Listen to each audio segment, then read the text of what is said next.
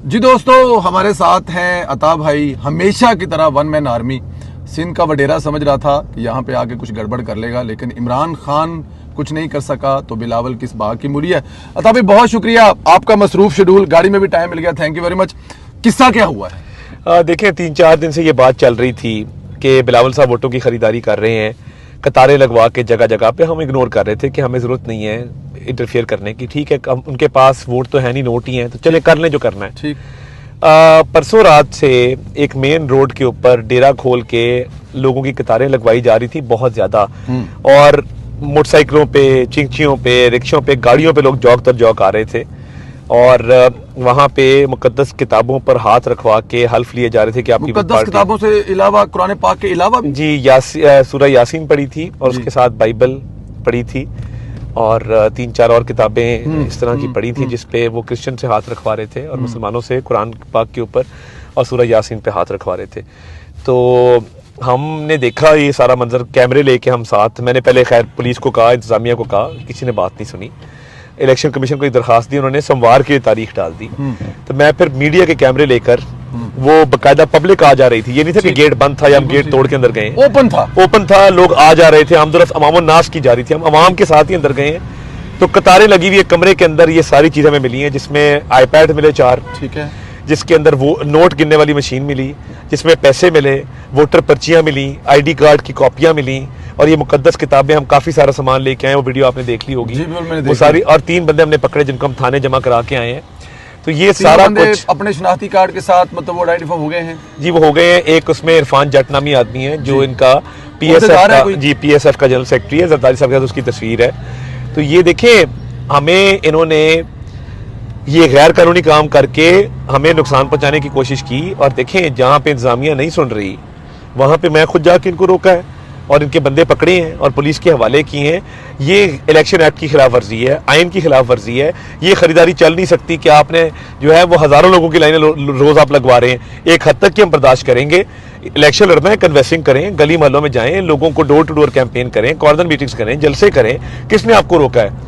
आप ये गैर कानूनी काम करेंगे, इसकी लाहौर में इजाजत नहीं देंगे। लाहौर को नो गो एरिया नहीं बनने देंगे। आपको जहां जहां आप गैर कानूनी काम करेंगे हम आपको रोकेंगे। बिल्कुल ठीक है। ये कुछ दिनों पहले से जब बिलावल साहब लाहौर में थे तो कहा जा रहा था कि कुछ अरब रुपया लेके वो आए हैं इस के लिए, तो ये बात फिर इसमें हकीकत साबित हुई, अरबों के हिसाब से यहाँ पर पैसा बांटा जा रहा है। हमारी एस्टिमेशन के मुताबिक 1.5 से 2 अरब रुपया तकरीबन जो है वो बांटा गया है, और वो इनका बजट है। तो हम तो यहाँ पे नोटों वाले नहीं, हम तो वोटों वाले हैं। तो हम तो इंशाल्लाह ताला इसका पूरा मुकाबला करेंगे और ये काम नहीं करने देंगे लाहौर के अंदर। बिल्कुल ठीक है। इलेक्शन की वैसे सूरत हाल क्या आपके? अल्लाह का बड़ा फजल है। ये कहा जा रहा है कि लाहौर का एक तगड़ा मुकाबला, यहाँ पे तगड़ा मुकाबला है या वन वे है? नहीं, ये अल्लाह का फजल है। मैं हर गली कूचे, हर बाजार में, थड़ों पे, दुकानों में, मोहल्लों में, बैठकों में जा रहा हूँ, डोर टू डोर कैंपेन कर रहा हूँ, जलसे कर रहा हूँ। हमारी इतनी इफेक्टिव कैंपेन हुई है, 19-20 घंटे हमें फील्ड में और कोई नजर नहीं आया। बिलावल साहब लाहौर आई 3-4 दफा है जी, उन्होंने कैंपेन क्या चलानी है, गलियों में फिरते हैं। एक दफा गली में गए कालीन बिछा के, तो बिलावल साहब का सारा तकिया उनके पैसे के ऊपर है। तो हमको तो अल्लाह ताला की ज़ात पर यकीन है, एतमाद है, और इंशाल्लाह ताला ये जो मेहनत हम कर रहे हैं, 19 घंटे कैंपेन, 40 जलसे, 100 दफ्तर खोल रहे हैं दिन में, तो मुझे लगता है ये हमारी मेहनत रंग लाएगी और ये पैसा हारेगा और वोट जीतेंगे इंशाल्लाह। बिलावल साहब ने आप पे इल्जाम लगाया कि आप बाहर से आए हुए हैं और बाहर से आए हुए किसी को यहाँ पे वोट नहीं मिलेगा। मैं लाहौर में पैदा हुआ, मेरे दादा 1970 से लाहौर में रह रहे हैं। इस हल्के में जौहर टाउन में उन्होंने 95 में घर बनाया, तकरीबन 20 साल वो जौहर टाउन में रहे। तो मेरे इन लॉज यहाँ पे, मेरे दोस्त यहाँ पे, मेरी फैमिलीज यहाँ पे हैं सारी। तो मैं तो मतलब पता नहीं उनको कहाँ से लगता है मैं कहाँ से आया हूँ। लाहौर में पैदा हुआ हूँ, लाहौर सारी उम्र गुजारी, अभी भी फैमिली लाहौर में है, लाहौर में घर है। तो बिलावल साहब लगता है चुंगी अमर सदू में रहते हैं जो मुझे कह रहे हैं कि मैं लाहौर से बाहर का हूँ। ओवरऑल पाकिस्तान के बारे में क्या देखते हो? वैसे नॉर्मल तो आप हमेशा फ्रंट पे होते हैं, लेकिन इस दफा आप पूरा इलेक्शन में एक हल्के में है, तो जो जलसे हो रहे हैं, मियां साहब का मोराल क्या देख रहे हैं? पाकिस्तान मुस्लिम लीग पंजाब में कल राणा सनाउल्लाह ने कहा कि 100+ सीटें लेने जा रहे हैं। जी इंशाल्लाह हम स्वीप करेंगे पंजाब को अल्लाह के फजल से।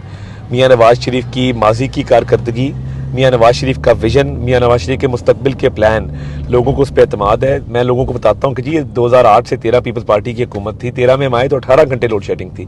लोड शेडिंग का खात्मा किया नवाज शरीफ ने किया, और 18 में जब हम छोड़ के गए हैं, पेट्रोल 63 रुपये, चीनी 52 रुपये, आटा 35 रुपये, बिजली 12 रुपए यूनिट। तो ये नवाज शरीफ साहब के दौर में सब कुछ हुआ।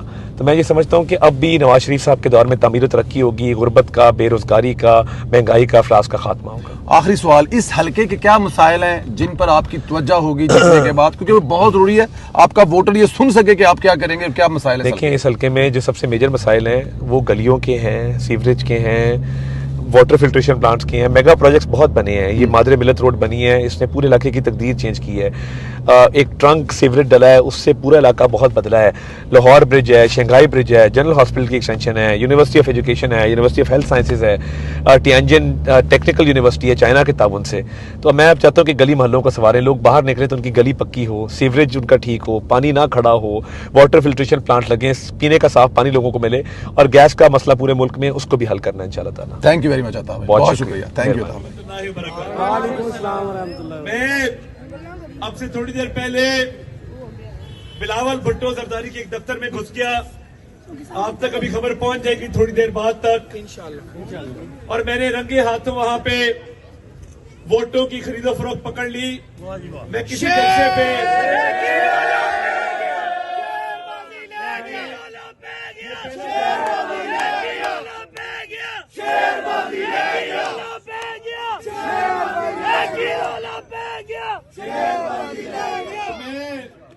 पिछले 4-5 जलसों में नहीं जा सका, क्योंकि जो चीजें बरामद की थी और जो बंदे पकड़े थे उनको अपनी गाड़ी में डाल के कोट लखपत थाने छोड़ के आया। तो वहां पे जो घिनौना कारोबार किया जा रहा था उसमें मुकद्दस किताबें, सूरह यासीन और बाइबल और ये 8-10 किताबें मैंने वहां से बरामद की हैं। और इन किताबों के साथ नोट गिनने वाली मशीन पड़ी थी, उसके साथ 4-5 आईपैड पड़े थे जिनसे वोटर पर्चियां निकाली जा रही थी, और 2-2.5 हजार बंदा कतारों में लगा था। मैंने इंतजामिया को कहा और पुलिस को भी कहा कि जहां जहां ये नजर आएगा मैं जलसों में कहता हूं मैं अपने हाथ से रोकूंगा। तो आज अपनी बात मैंने सच साबित की। आज मैंने घुस के इनको मारा है, जाके इनको हाथों से रोक के आया हूं।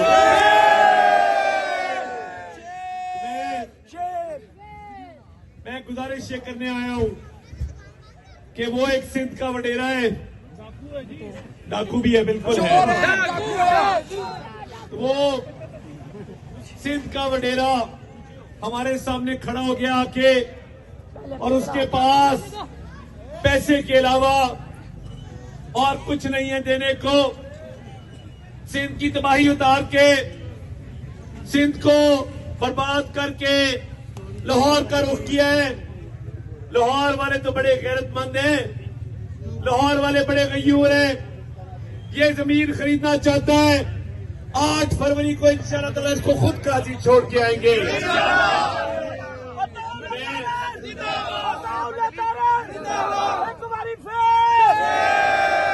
इसके शहर कराची का अमन खराब हुआ तो ये अमन इससे ठीक नहीं हुआ, क्योंकि इन्होंने कराची का अमन खराब किया था। बंदाखोरी, अगवा, कत्ल, डकैती। कराची ने आवाज मारी तो मियां नवाज शरीफ को मारी। कराची ने मेरे कायद को आवाज दी और मेरे कायद ने उस आवाज पर लब्बैक कहा और कराची का अमन बहाल करके दिखाया। ये इस काबिल होते तो ये खुद कराची का अमन बहाल कर लेते। जब लोड शेडिंग हुई 2013 में हम आए, उससे पहले लोड शेडिंग थी, 18 घंटे लोड शेडिंग। पीपल्स पार्टी का दौर था और लोड शेडिंग इन्होंने करवाई।